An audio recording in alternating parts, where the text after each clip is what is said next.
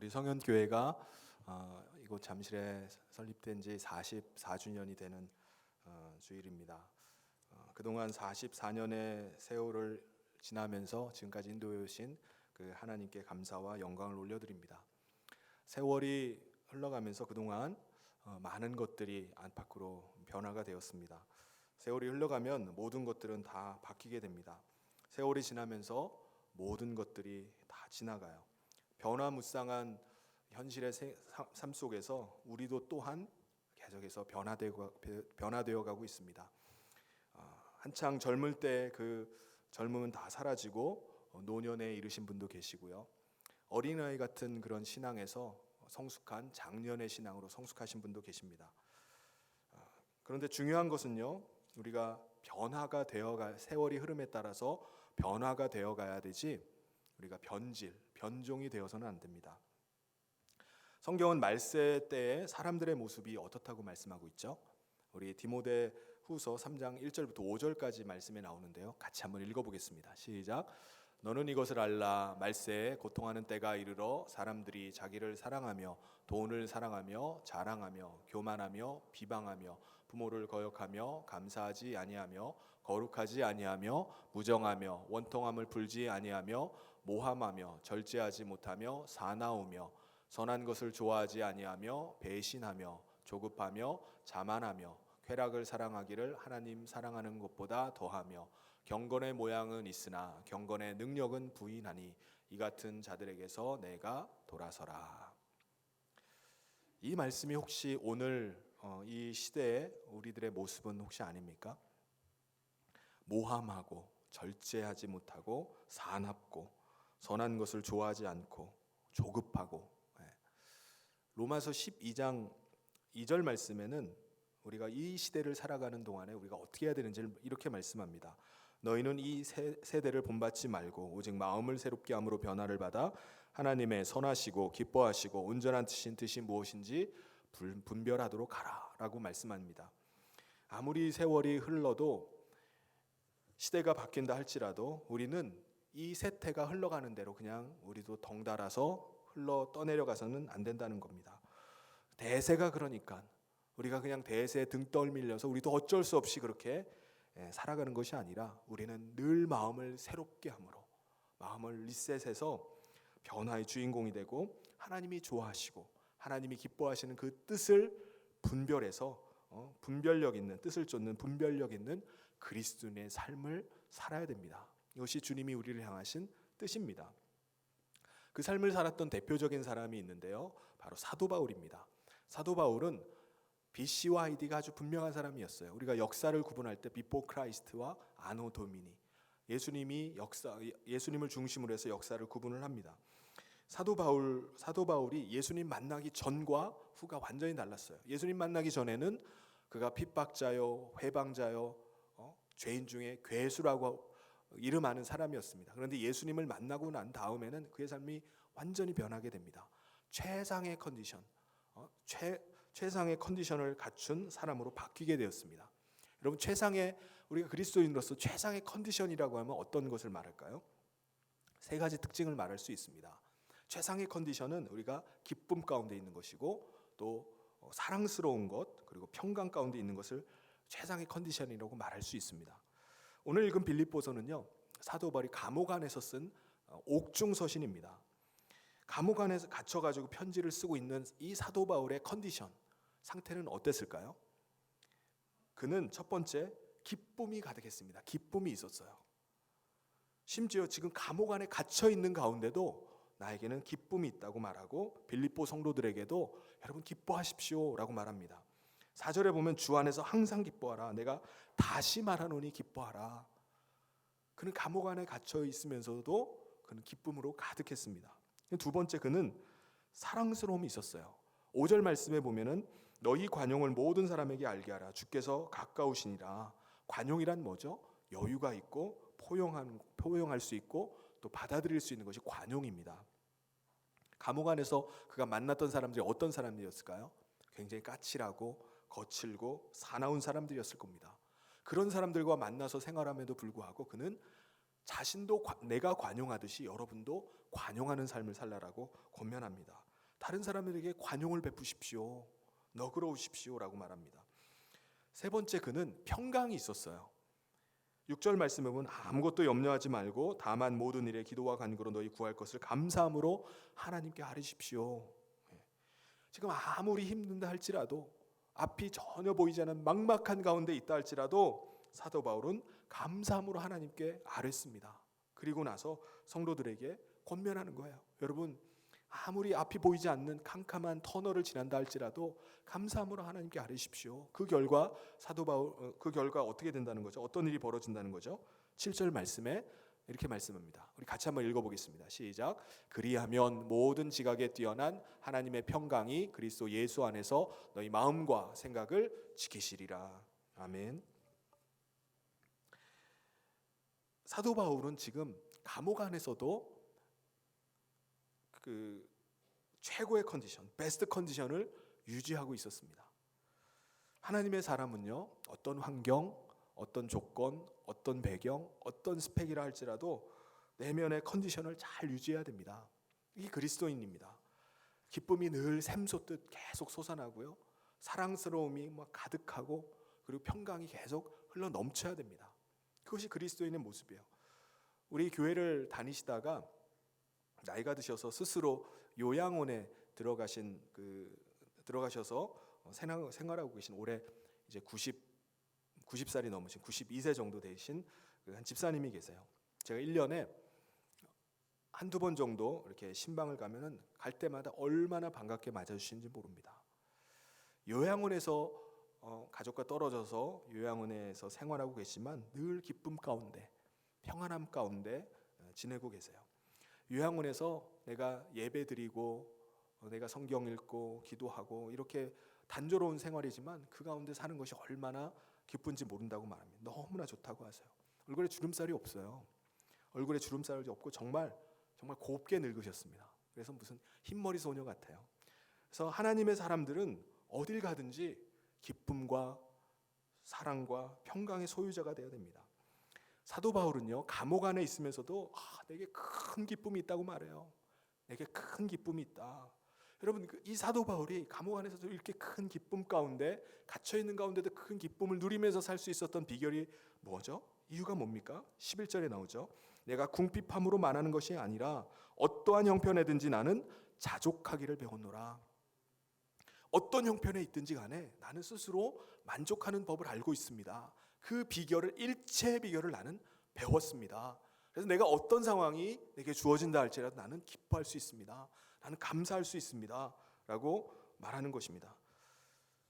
사도 바울은 어떤 형편에 있든지 시험은 감당하면 되고, 문제는 해결하면 되고, 고난이 오면 넘으면 되고, 환난은 벗어나면 된다.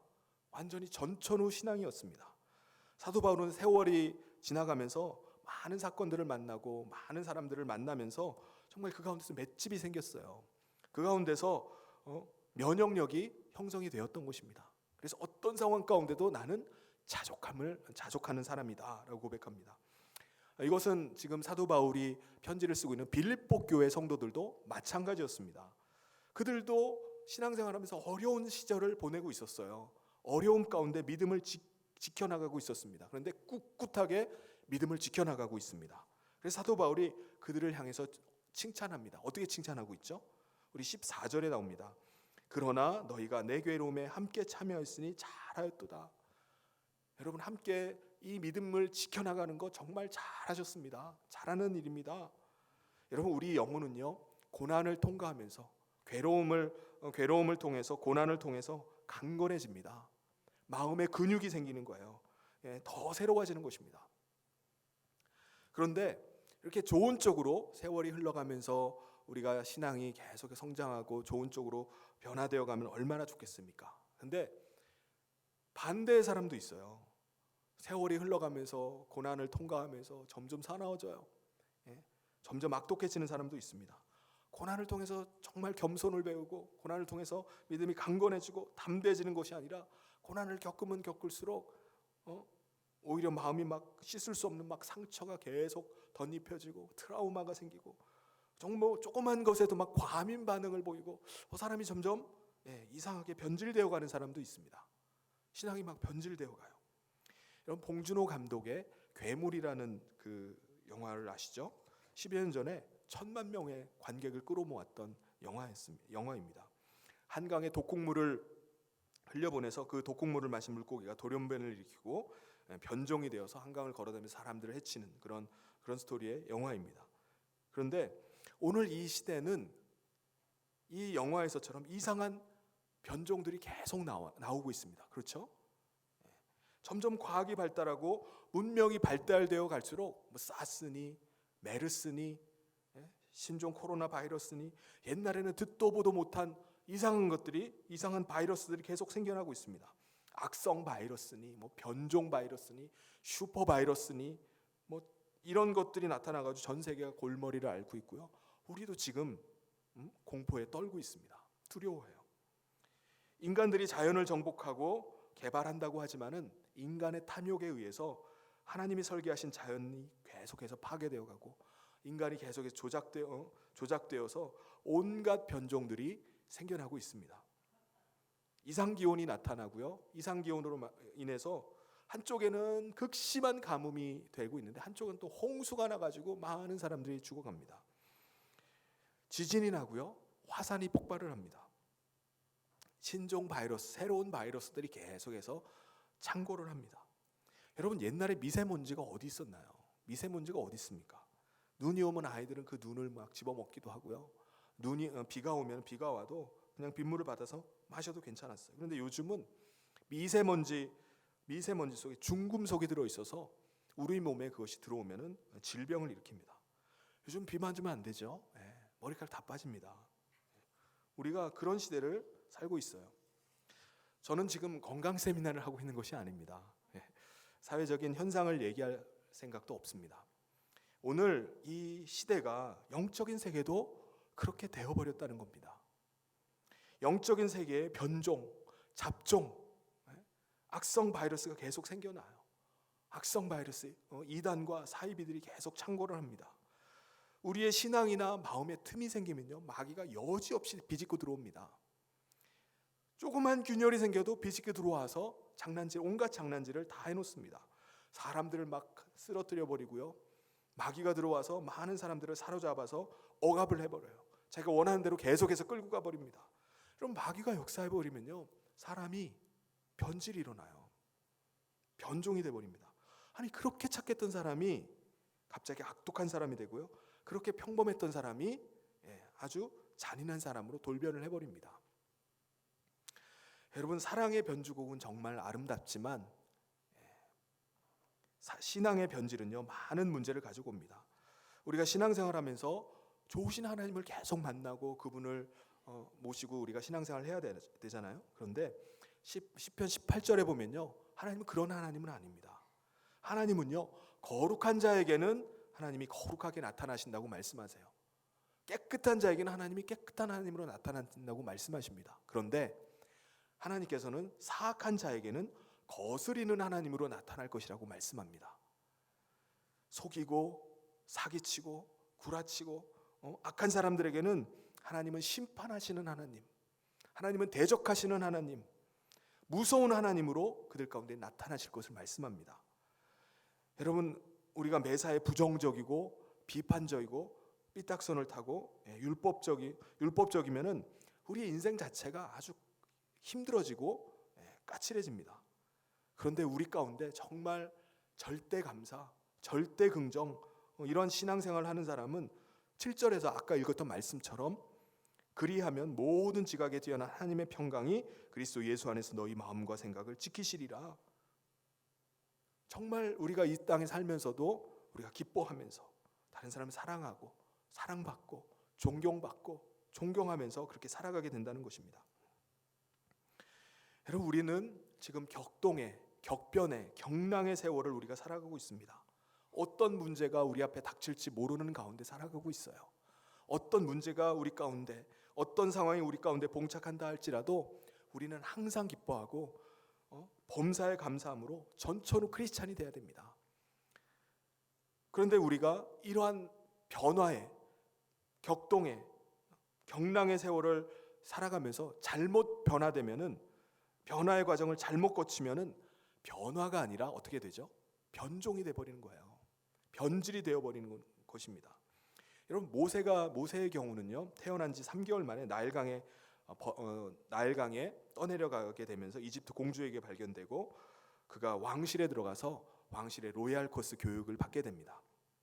그런데 그가 40이 되었을 때 살인을 저지르게 되면서 미디안으로 급하게 피신을 하게 되고 그곳에서 인생의 부도가 나게 됩니다. 모든 것이 다 끝난 것처럼 보였어요. 그런데 하나님께서 인생의 80에 다시 그를 콜링하시고 또 부르셔서 그가 시골 촌로로 끝난 삶이었는데 하나님께서 이스라엘 그 공동체의 지도자로 그를 다시 불러서 사용하셨습니다. 여러분, 민수기 12장 3절에 보면요, 모세의 온유함은 지면의 모든 사람보다 더하다고 말씀합니다. 그러니까 모세가 정말 온유했던 사람이라고 말씀해요. 여러분 가운데 삶이 힘들거나 어려우신 분이 있으면요, 민수기를 한번 읽어보세요. 이스라엘 백성들이 민수기를 보면요, 이스라엘 백성들이 얼마나 민원을 제기한지 몰라요. 툭하면 원망하고 불평하고 툭하면 돌을 들어가지고 때려 죽이려고 덤볐던 사람들이 이스라엘 백성들입니다. 얼마나 괴롭히는지 몰라요. 근데 그럼에도 불구하고 모세는 어떻죠? 한 점 흔들림이 없어요. 변함이 없습니다. 악감정을 가지고 이놈들 내가 가만히 있나 보라, 막 악감정을 가지고 이스라엘 백성들을 붙어가지고 막 덤비고 싸우는 것이 아닙니다. 정말 모세는요, 악독한 세월, 험악한 세월을 보냈음에도 불구하고 그는 그의 마음이 온유했습니다. 그래서 그가 성경에서 말하는 거예요. 모세의 온유함은 지면의 모든 사람보다 더하더라. 근데 많은 사람들은요, 세월이 흘러가면서 경랑의 세월을 지나면서 어려움에 봉착하면서 사람들이 점점 괴물이 되어가요. 괴물이 됩니다. 저도 제 자신을 한 번씩 이렇게 돌아볼 때가 있습니다. 제가 뭐 잘하지는 못해도 그래도 제가 뭔가 이런 순수함, 순박함, 그런 것이 있다고 봐야 되는 거 아닙니까? 근데 그런 생각이 들어요. 그런데 순수는 개뿔. 시간이 지나고 보면서 점점 닳고 따라지는 게 느껴지는 거예요. 눈치 보고 요령만 늘어나고 자꾸 안주하려고 하는 겁니다. 그래서 제가 제 모습을 바라보면서 너가 무슨 목사냐 하면서 부끄러운 마음이 들 때가 있어요. 어떤 목사님이 그 편지를 받았는데, 우리가 편지를 받은 수신자들 이름을 적잖아요. 그럼 가령 백성균 목사 이렇게 편지에 적혀 있어야 되는데 목사 옆에 한자가 이렇게 떨어져 나갔어요. 그래서 백성균 독사 이렇게 써 있는 겁니다. 그래서 이게 성령님의 음성이구나 하면서 이 목사님이 회개를 했다고 합니다. 목사가 되는데 독사가 됐구나. 목사 한자에서, 목사에서 하나만 떨어져 나가도 독사가 돼버립니다. 집사에서 한자만 덧붙이면 뭐가 되죠? 잡사가 돼버립니다. 그래서 제가 주님 기뻐하시는, 주님이 자주 사용하는 깨끗한 그릇, 거룩한 그릇 되게 해주십시오. 날마다 주님의 온유함과 겸손함을 닮아서 우리 교회와 또 성도들을 사랑으로 돌보고 섬기는 목자 되게 해주십시오. 늘 변함없이 주님 주신 이 십자가의 길을, 십자가 지고 주님 가신 길을 끝까지 따라가게 해주십시오. 이렇게 기도하게 됩니다. 우리 성도님들도 이렇게 저를 위해서 기도해 주시기를 주님의 이름으로 부탁을 드립니다. 여러분은 지금 변화가 되어가고 계십니까? 아니면은 변질이 되어가고 있습니까? 변종으로 변화되고 있습니까? 사람은 계속 바뀌게 돼 있습니다. 아기가 태어나면 자라납니다. 나이가 들어가면서 철이 들어가요. 과일만 익어가는 것이 아니라 사람도 익어갑니다. 그런데 익지 않고 풋과일 같은 사람이 있어요. 그냥 풋풋하기만 하고 떫은 모습을 계속 가지고 있어서는 안 됩니다. 사람은 계속 성장해 가야 됩니다. 다니엘 같은 경우를 보세요. 나라가 망하게 되고 이방 나라의 포로로 끌려갔지만 최악에서 최상의 지위까지 올라가게 됩니다. 그래서 다니엘은 아예 일찍이 뜻을 정해버렸어요. 왕의 진미를 거절하고 습관을 따라서 하나님 앞에 하루에 3번씩 예루살렘을 향해서 기도를 했습니다. 저는 다니엘의 그 기록 중에서 정말 감동적인 것이 뭐냐면은 그의 하나님께 감사하였다는 거예요. 다니엘 6장 10절의 결론입니다. 그의 하나님께 감사하였더라. 여러분, 그 상황에서 어떻게 감사합니까? 다니엘은 지금 감사할 형편이 아니에요. 이 기도가 끝나면은 체포가 되어서 사자굴에 던져서 죽을 운명입니다. 그런데 다니엘은 어떻게 하죠? 일단 감사하는 거예요. 일단 감사하는 거예요. 절대로 감사하는 겁니다. 하나님은 어떤 상황에도 나와 함께 하신다. 하나님은 어떤 상황에도 나를 지켜주실 것이다. 그 믿음으로 감사하는 거예요. 그 믿음으로 감사하며 살았기 때문에 다니엘은요, 바벨론이 멸망하고 그 이후에 페르시아가 일어나는 가운데도 총리를 계속해서 3번이나, 나라가 바뀌는데도, 정권이 바뀐 게 아니에요. 나라가 바뀌는데도 계속해서 3번이나 총리를 연임합니다. 총리 3번 연임한 게 대단한 게 아니라 이러한 변화무쌍한 삶 가운데서 격변의, 경랑의, 격동의 세월을 지나가는 동안에 흐트러지지 않은 것이 대단하다는 겁니다. 중심을 잡고 믿음으로 변함없이 살아간 것이 놀랍다는 것입니다. 여러분, 정상적인 성도는요, 정상적인 삶을 살아가기 위해서 균형을 잡아야 될 4가지가 있습니다. 자전거가 넘어지지 않기 위해서는 우리가 어떻게 해야 되죠? 자전거를 안 타면 됩니까? 자전거를 안 넘어지려면 계속 페달을 밟아야 됩니다. 계속 페달을 밟아야지 안 넘어져요. 이와 마찬가지로 정상적인 신앙생활을 우리가 하려면요, 계속해서 우리가 해야 되는 게 있습니다. 이게 뭐냐면요, 말씀과 기도와 사귐과 전도입니다. 첫 번째는 말씀이에요. 믿음은 들음에서 나고요, 들음은 말씀으로 말미암습니다. 사람은요, 떡으로만 살 수가 없습니다. 하나님의 입에서 나오는 말씀으로, 모든 말씀으로 살아야 돼요. 우리가 신앙생활할 때 큰 고비를 만나고 위기를 만나고 문제를 만나게 될 때 하나님께서 우리에게 말씀을 주시면요, 그 고비를 넘어갈 수가 있습니다. 주님의 말씀이 내 발의 길이요, 내 발의 등이요, 내 길에 빛이 되기 때문에 그렇습니다. 두 번째는요, 기도입니다. 의인의 간구는 역사하는 힘이 있고요, 기도는 만사를 변화시킵니다. 하나님은 우리의 기도를 통해서 일해 가십니다. 하나님, 우리가 기도할 때 천군 천사를 동원하시고 섭리하시고 역사하기 시작하는 것입니다. 기도가 중요해요. 세 번째는 사귐입니다. 하나님과의 사귐과 사람과의 만남이 너무나 중요해요. 하나님은 고비 때마다 만남의 축복을 주셔서 사귐을 통해서 응답해 주시고 우리의 문제를 해결해 주신 것을 볼 수가 있습니다. 그래서 친구가 친구를 빛나게 하고 철이 철을 빛나게 하는 것입니다. 네 번째는 전도입니다. 여러분, 전도가 뭐죠? 전도는 복음을 유통시키는 거예요. 유통하는 거예요. 우리가 받은 복음은 저수지처럼 가두어둬서는 안 됩니다. 틀어 막아놓고서는 안 돼요. 갇혀있는 물들은 어떻게 되죠? 신전물이 생기고 냄새가 나고 썩어 들어가기 시작합니다. 그런데 흐르는 물은 썩질 않아요. 구르는 돌에는 이끼가 끼지는 않듯이 우리 가운데 임한 주님의 복음은요, 계속해서 우리를 통해서 계속해서 유통이 돼야 됩니다. 흘러가야 돼요. 복음이 계속해서 다른 사람에게 전수되어야 됩니다. 그래야지 우리의 신앙이 변질되질 않습니다. 우리의 신앙이 계속해서 변화되어 가고 계속해서 성장해 가는 것입니다. 우리의 신앙은요, 말씀, 기도, 사귐, 전도, 이것을 계속하지 않으면요, 멈춰 서 있는 자전거가 자빠지듯이 넘어지게 됩니다. 말씀과 기도와 사귐과 이 전도의 밸런스를 잘 맞추지 않거나 한쪽으로 너무 치우쳐 버리거나 아니면 아예 중단되어 버리거나 하면은 이 험한 세상을 살아가면서 우리의 신앙은 변질되어 버리는 것입니다. 변종이 되어 버리는 거예요. 저 집사님이 옛날에는 안 그랬는데 요즘 왜 저러지? 왜 저렇게 됐을까? 사람이 아주 까칠해지고 사람이 정말 도도해지고 자기도 모르는 사이에 돌연변이가 되어버린 거예요. 나도 모르는 사이에 내 신앙이 변질이 되어버린 것입니다. 나도 모르는 사이에 악성 슈퍼 바이러스가 돼가지고 다른 사람의 악영향을 자꾸 미치고 있는 것입니다.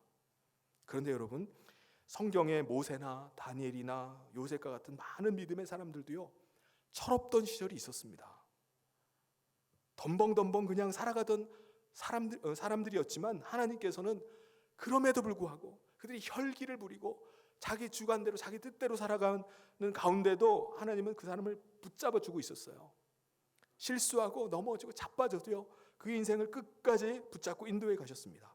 그때도 하나님이 손을 놓지 않고 붙잡아 주시고 만져주시고 그 여러 가지 상황 속에서 하나님께서 그 인생을 리셋해 주시는 가운데 괴짜가 혈기의 사람이 좋은 사람이 되고 죄인이 의인이 되었던 것입니다. 여러분은 어떤 실수를 하더라도 어떤 실패 가운데 있다 할지라도 절대로 자기 자신을 포기하지 마시길 바랍니다. 우리가 어떨 때는 실수를 할 때가 있어요. 그런데 실수를 하자마자 막 몰아세우고 막 그것 때문에 비난하는 사람이 있습니다. 그럼 당하는 사람 입장에서는 어안이 벙벙하죠. 정말 어이가 없어요. 왜 그렇죠? 나는 아직 변화될 가능성이 있고 그거 고치면 되잖아요. 바꾸면 됩니다. 그런데 왜 그렇게 빨리 속단을 내리고 결론을 내리고 그렇게 막 퍼부어 될까라고 생각하는 겁니다. 여러분, 우리가 아무리 실수를 하고 실패를 했다 할지라도 기억해야 될 것은 지금 우리는 공사 중이라는 거예요. 지금 우리가 실수하고 넘어지고 실패했던 것, 이것으로 끝이 아니라는 겁니다. 우리는 계속 성화되어 가는 것입니다. 로마서 8장에 보면은 하나님께서 우리를 예정하시고 택정하시고 미리 정하셔서 우리 콜링 부르신 다음에 우리를 의롭다라고 확정을 해주신다고 했습니다. 그리고 예수님은 나를 위한 사랑을 십자가 위에서 못을 박아버리셨어요. 그리고 나서 말씀하시는 거예요. 너는 내 것이다. 두려워하지 말아라. 놀라지 말아라. 떨지 말아라. 우리가 비록 실패하고 좌절하고 주저앉아 있다 할지라도 우리에게 말씀하시는 거예요. 넌 낙심하지 말아라. 내가 너를 돕겠다라고 말씀하시는 것입니다. 할렐루야. 그렇게 해서 우리는 긴 세월 중에 우리가 서서히 인간이 되어가고 서서히 철이 들어가고 하나님의 온전한 사람으로 변화가 되어가는 것입니다. 하나님께서는 우리 인생을 그렇게 끌고 가십니다. 그런데 사람들은 그냥 말 한마디 때문에 말 한마디 잘못했다고 해서 그냥 비판을 퍼붓고 썩을 놈, 죽일 놈, 가만둬서는 안 된다라고 말합니다. 하나님이 아직도 포기하지 않으셨는데 왜 우리가 우리 가족을 포기합니까? 왜 그 놈을 죽일 놈으로 만들어버립니까? 아니라는 거예요. 하나님은 정말 우리의 세월이 지나는 긴 세월 동안에 우리를 계속해서 만져가세요. 지금 넘어졌다고 해서 그것이 끝이 아니라는 것입니다. 여러분, 신앙에는요 희나리 같은 신앙이 있습니다. 희나리가 뭐죠? 마르지 않은 장작을 희나리라고 합니다. 희나리는 불에 넣었다가 이 불에 넣어도 잘 안 탈 거 아닙니까? 끄슬리기만 하고 잘 불을 붙지는 않아요. 아주 젖어 있어서. 그러니까 희나리 같은 신앙은 타다 남은 장작개비 같은 신앙을 희나리 같은 신앙이라고 합니다. 오늘 많은 성도들이요 예수님을 한번 깊이 만나보기도 전에 끄슬려져 버려요. 교회 와서 상처받고 누구한테 상처받고 실망하고 복음에 근접해 보기도 전에 끄슬리기만 하고 그냥 떠나버리는 거예요. 순전한 기독교가 뭔지를 경험해 보지도 못하고 그리스도의 은혜를 체험해 보지도 못하고 거기도 가기도 전에 상처받고 끄슬려서 희나리가 되어버린 신앙이 희나리 신앙입니다. 떠나버리고 마는 거예요. 여러분, 우리의 신앙은요 짝퉁 신앙이 되어서는 안 됩니다. 무늬만 신앙이 되어서는 안 돼요. 경건의 모양만 있는 신앙이 되어서는 안 됩니다. 우리는 리얼 크리스찬이 돼야 돼요. 참 믿음의 신앙인이 되어야 됩니다. 내가 그러면 어디서부터 떨어졌는지, 내가 어디서부터 떨어졌는지를 생각하고 빨리 첫사랑을 회복해야 됩니다. 그냥 무늬만 모양만 가지고 있어서는 안 돼요. 첫사랑을 회복하고 하나님의 형상을 회복하고 거룩함을 회복하고 온전한 그리스도인으로 리얼 크리스찬으로 살아가려고 해야 됩니다. 여러분, 신종 코로나 바이러스가 지금 창궐하고 위협하는 시대에 우리가 살지만 그것 때문에 우리가 위축되는 것이 아니라, 그런 것 때문에 하나님이 주신 인생을 살지 못하고 눈치 보고 그것 때문에 우리가 엉뚱하게 살아가는 것이 아니라 우리는 주의 길을 가야 됩니다. 할렐루야. 의인은 믿음으로 살 것이라고 말씀했습니다. 시온의 대로를 관통하고 그것을 그냥 통과해 나가는 것입니다. 사도 바울처럼 모진 세월을 살아가고 험악한 세월을 지나갈수록 사도 바울은 나는 자족하기를 배웠다. 나는 주 안에서 모든 일을 할 수 있다라고 고백을 합니다. 사랑하는 성도 여러분, 올라운드 플레이어, 전천후 성도가 되어서 우리가 살아가는 이 세월 앞에 어떤 일이 벌어지든지 간에, 어떤 일들이 일어나든지 간에, 어떤 상황이 펼쳐지든지 간에 우리가 두려워하지 않고 놀라지 않고 떨지 않고 마음 깊이 주님이 주시는 기쁨과 또 사랑과 평강을 가지고 이 시대의 고통을 감내하며 이기며 나가는 저와 모든 성도님 되시기를 주님의 이름으로 축원합니다. 같이 기도하도록 하겠습니다. 하나님 아버지, 감사합니다. 오늘 우리가 주를 믿고 의지하는 가운데 우리의 신앙이 계속해서 성장하게 하심을 감사합니다. 그러나 우리의 신앙이 여러 가지 어려움들과 환난들을 만나면서 변질되고 변종이 되어버리고 타락하는 경우가 얼마나 많이 있습니까? 하나님 아버지, 불쌍히 여겨주시옵소서.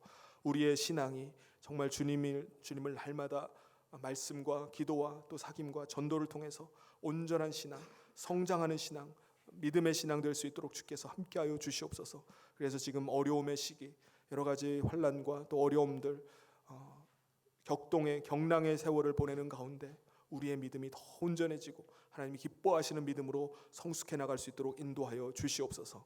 예수님 이름으로 기도하옵나이다.